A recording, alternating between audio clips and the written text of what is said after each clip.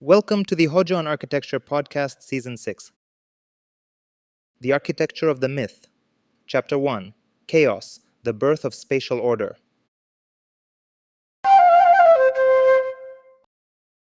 This season is called The Architecture of Myth, and over the next 10 episodes, we will explore how Greek mythology does not merely tell stories about gods, but constructs an early framework for spatial thinking. We are not approaching myth as folklore, nor as poetic narrative alone, and certainly not as aesthetic background for Doric columns. Instead, we will read it as a proto-architectural text, as a way of organizing the world through distinction, hierarchy, and orientation. Before temples, before cities, before geometry, there was already a way of imagining space. And that imagination begins not with order, but with its absence. We begin with chaos. In contemporary language, chaos implies disorder, confusion, or catastrophe. The sort of term used in headlines or in design reviews when nothing aligns. Yet in early Greek cosmology, chaos was not destruction. It was gap, a yawning openness, an undefined expanse without direction, scale, or structure. It was not the collapse of order, it was the condition before order. No above, no below, no center, no edge. No measurable distance and no stable ground. Chaos represents a spatial condition without differentiation, and without differentiation, orientation is impossible. And architects, as we know, are deeply uncomfortable without orientation. Space is not simply emptiness. Space is organized emptiness. It requires boundary, contrast, and separation. The moment something is distinguished from something else, space begins to emerge. In this sense, the birth of space is not the appearance of matter, but the introduction of difference. Greek mythology intuits this with striking precision. When Gaia, the earth, emerges from chaos, a surface appears. For the first time, there is ground, a plane capable of supporting, holding, and positioning. Stability enters the cosmos. This is not architecture in the material sense, no concrete, no procurement strategy, but it is already architectural in logic. With Gaia comes Tartaros, depth. The cosmos now acquires a vertical dimension. Surface alone does not constitute spatial richness.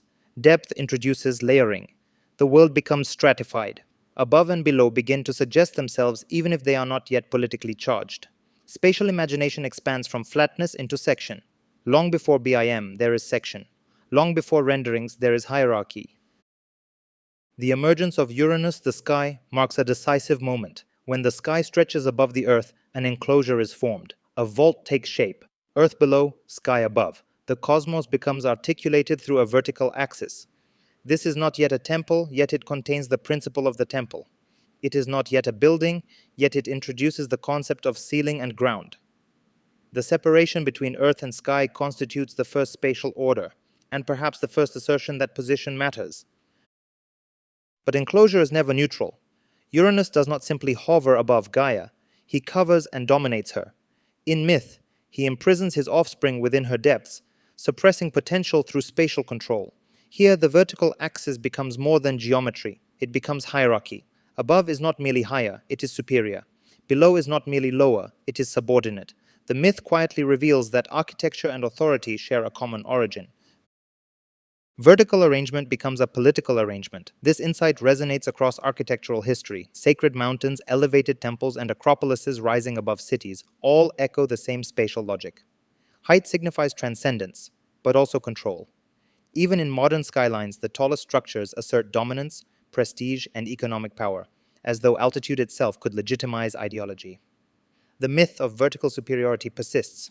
It is embedded in our spatial instincts long before it appears in zoning regulations or investment portfolios.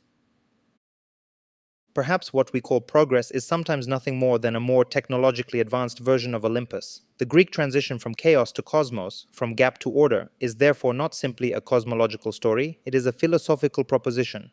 Order emerges through separation. The word cosmos itself implies arrangement, harmony, and structured existence. Chaos does not disappear, it is organized. Architecture, in its deepest sense, performs precisely this act, transforming undifferentiated potential into articulated space, from gap to geometry, from openness to orientation. The myth does not describe materials or tectonics, it describes conceptual structuring. Before we inherit columns and beams, we inherit assumptions, that the center is stable, that the boundary defines identity, that elevation implies superiority. These assumptions precede technical knowledge. Myth becomes the unconscious blueprint of civilization, shaping how we perceive space long before we begin to believe that our spatial decisions are purely rational, evidence-based, or market-driven.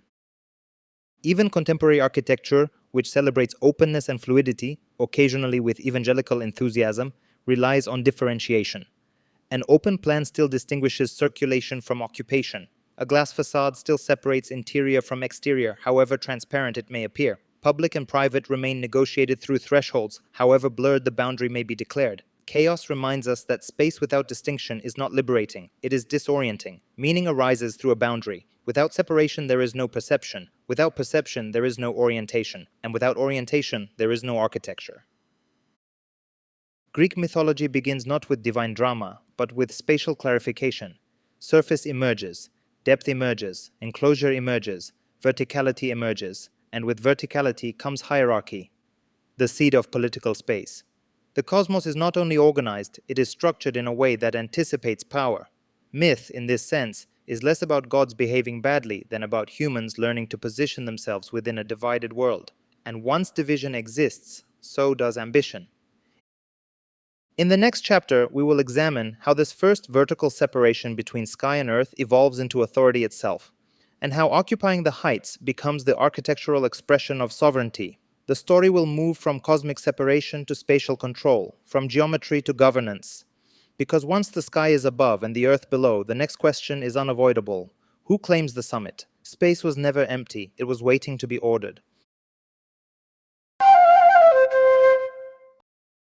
This concludes The Architecture of the Myth. Chapter 1. Chaos, the Birth of Spatial Order. Thanks for listening. See you in the next episode.